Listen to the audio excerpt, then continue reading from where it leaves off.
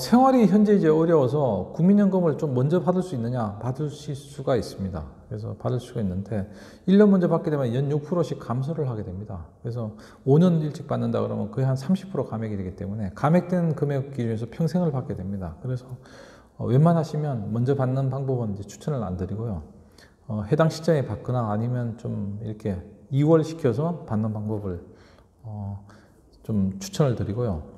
조기연금을 받게 되면 노후 빈곤이 더 심화될 우려가 있습니다. 현재 뭐 만약에 한 100만 원을 받게 되시는 분이 5년 먼저 받는다 이러면 뭐 한 70만 원밖에 못 받기 때문에 노후에 이제 생활이 더 어려워지는 이런 이제 좀 어려움이 있죠.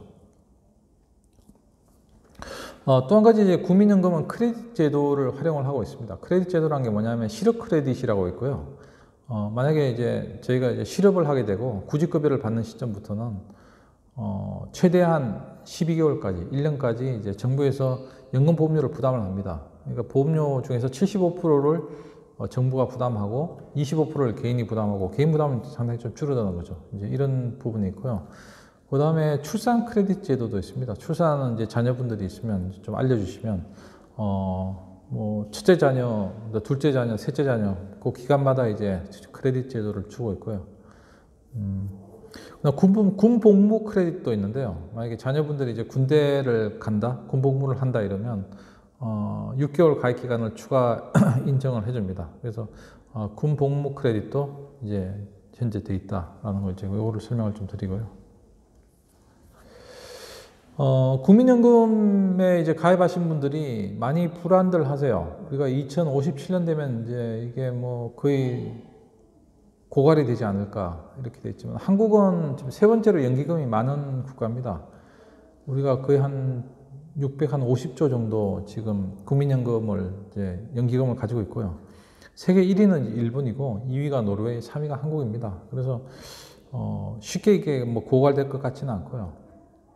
고갈이 된다고 하더라도 가입자한테 이제 보험료를 받아서 다시 보험금을 지급하는 형태가 되기 때문에, 그건 유럽식이나 미국식 이제 그 연금 제도이기 때문에 크게 불안하실 필요는 없고요. 이게 자녀에게 줄 수 있는 가장 큰 선물이 될 것 같아요. 만 18세 이상은 이미 가입이 가능하기 때문에, 자녀분이 만약에 18세 이상이 됐다 이러면, 국민연금을 이미 가입하는 형태로 좀 추천을 좀 드리고 싶고요. 국민연금은 이게 사회보장 성격이 있는 겁니다. 일반 금융상품과 다르기 때문에. 그렇기 때문에 우리가 실질적으로 납부하는 금액보다는 가입 기간이 더 중요합니다. 그래서 자녀들한테 이 가입 기간을 좀 늘려주는 이런 방법을 하시면 이 자녀들의 노후 생활에 좀 도움이 될 것 같고요. 국민연금은 꼭 가입을 하시는 게 좋고, 최대한으로 받을 수 있는 방안을 계속 강구를 하시는 게 좋습니다. 그리고 그렇게 많이 손이 가지는 않아요. 왜냐하면 한번 이제 기본적인 프레임을 세팅을 해 놓으시면 그다음부터는 그렇게 이제 저희가 하실 방법이 없고요. 국민연금 수익률도 다른 금융상품보다 높은 편입니다. 연간 뭐 한 7% 정도 계속 이제 수익을 가지고 있고, 왜냐하면 국민연금은 국내 주식이나 국내에만 투자를 하는 게 아니고 해외 쪽에도 많이 투자를 하고 있습니다. 그래서 해외 쪽에 수익률을 가지고 어느 정도 믹스가 되기 때문에 수익률도 좀 안정적인 이런 상품으로 이제 보이시고요. 다음은 이제 주택연금에 대해서 말씀드리겠습니다. 주택연금은 이제 쉽게 말씀드리면 가지고 있는 집을 담보로 해서 연금을 받으시는 구조인데요. 집을 담보로 해서 대출을 받는 구조입니다. 결국은. 나중에 우리가 이제 사망을 하시게 되면 그 집을 이제 다시 판매를 해서 그 대출금을 이제 상환하는 역모기지라고 하죠. 우리가 이제 모기지하고 역모기지가 있습니다. 참고로 모기지는 이제 주택 구입할 때 담보로 대출을 받는 게 모기지고요. 역모기지는 보유한 주택을 담보로 대출을 다시 받으시는 이렇게 이런 형태로 되어 있습니다. 미국이나 유럽 같은 경우에는, 특히 이제 미국이죠. 미국 같은 경우에는 이제 역모기지가 굉장히 생활화되어 있습니다. 본인이 처음에 대출을 받아서 집을 사고 그 대출을 갚아 나가고 나중에 노후가 되면 또 집을 담보로 또 생활비를 받고, 이게 이제 가장 이제 현실적인 이제 대부분의 서민들이 하고 있는 구조로 되어 있고요. 요즘은 이제 많이 조금 완화가 됐습니다. 이게 주택연금 가입 조건이 부부 한 명만 60세 초과가 되면 이제 가능하게 되어 있고요. 이제 직접 이제 거주를 해야 되는 조건인데, 이게 나중에 본인이 이제 요양원에 가게 되는 경우, 이런 경우에는 예외적으로 좀 인정을 해주는 이 구조로 되어 있기 때문에 그 부분은 크게 이제 고민을 안 하셔도 되고, 요양원에 가셔도 일정한 이제 뭐 비용, 요양 비용이 들어가니까 그 부분은 우리가 받는 주택연금으로 어느 정도 이제 대체가 되기 때문에 하시면 되고요. 집을 담보로 할 때 이 평가액을 어떤 기준으로 하느냐고 문의를 하시는데요. 첫 번째는 이제 한국감정원 기준입니다. 한국감정원 기준이 없으면 KB시세 기준인데요. 한국감정원이나 KB시세는 거의 비슷한 수준으로 유지가 됐기 때문에 대부분 다 시가 기준으로 주택을 담보로 맡기고 대출을 받을 수 있다, 이렇게 보시면 되고요. 주택연금의 가장 큰 장점은 본인이 이제 평생 거주하면서 평생 지급을 받을 수 있는 상품입니다. 보통의 금융상품은 본인이 그걸 매각해야지 받을 수 있는 상품들이 많아요. 그렇지만 이거는 이제 본인이 거주를 하면서 평생 지급을 받는 구조로 되어 있고요. 한 가지 단점은 동일한 연금액을 받을 수 있다는 거죠. 만약에 본인이 뭐 한번 약속을 해서 200만 원을 받을 수 있도록 약정을 맺으면 평생 200을 받을 수 있습니다. 이게 단점이기도 하지만 또 장점일 수가 있는 게, 본인이 가지고 있는 주택 가격이 떨어지더라도 그냥 계속 200만 원은 계속 보장이 된다는 이런 또 한 가지 장점을 가지고 있고요. 그 다음에 본인이 이제 조기 사망을 해서 그 주택을 매각하고 남은 자녀에게 있으면 이건 자녀들한테 상속이 되는 구조로 되어 있기 때문에 이게 좀 유리한 점이 있고요. 또 한 가지 장점은 자녀들한테 경제적 의존을 안 해도 되는 이런 이제 좀 장점이 있습니다. 그래서 자녀들은 자녀들 나름대로 독자적으로 이제 경제적인 자립을 할 수 있도록 우리 도와주는 이런 측면이 있죠.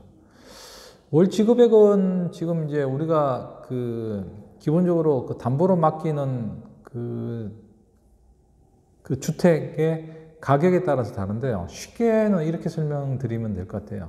만약에 65세 기준이다 이러면 본인 가지고 있는 주택의 시가 기준으로 연간 3%, 그 다음에 70세 기준이다 그러면 본인 가지고 있는 주택 기준 연간 3.5% 수준, 그 정도가 본인이 받을 수 있는 주택연금이고, 그거를 연간으로 계산해서 나누기 12를 하시면 본인이 어느 정도 받을 수 있는지를 아실 수가 있습니다. 그래서 이렇게 보시면 뭐 65세 기준으로 한 5억 정도 주택이면 월 수령액이 한 120만 원 정도 되고요. 그다음 70세 기준이면 월 한 150만 원 정도 수령을 하실 수 있습니다. 지급 방식은 세 가지로 나눠져 있는데요. 종신 지급 방식이 있고, 종신 혼합 방식이 있고, 확정기간 혼합 방식이 있는데, 대부분 분들이 많이 사용하시는 건 종신 지급 방식입니다. 본인이 사망하기 전까지 계속 월 받고 싶다. 이게 가장 현실적으로 선택 가능하신 거예요. 우리가 뭐 언제 죽을지, 언제 사망할지 시점을 알 수 없기 때문에 안정적으로 확보를 하시려면 종신 지급 방식을 하시는 게 제일 좋습니다. 이 주택연금 자체로는 완벽한 노후 대책은 되지 않아요. 그렇지만 노후 자금의 믹스로는 충분히 이제 가능한 방식이고요. 2007년도에 도입을 했습니다. 현재 13년 정도 됐고, 2012년도에 이제 1만 건을 돌파를 했고요. 최근에는 7만 건 정도 해서 계속 이제 증가가 되고 있고요.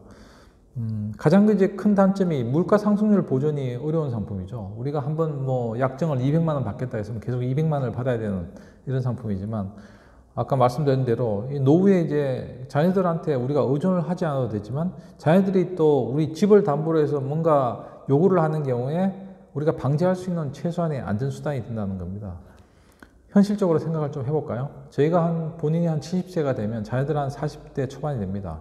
40대 초반 되면 직장 생활에 대한 단조로움 때문에 본인이 뭔가 새로운 사업을 자꾸 꿈꿔요. 이런 경우에 이제 사업 자금이 없기 때문에 보통 이제 부모들한테 와서 부모가 살고 있는 집을 담보로 사업 자금을 좀 대출을 받아달라, 이렇게 이제 얘기를 하는 경우에 이거를 회피할 수 있는 최대한의 안전 수단이 되는 거죠.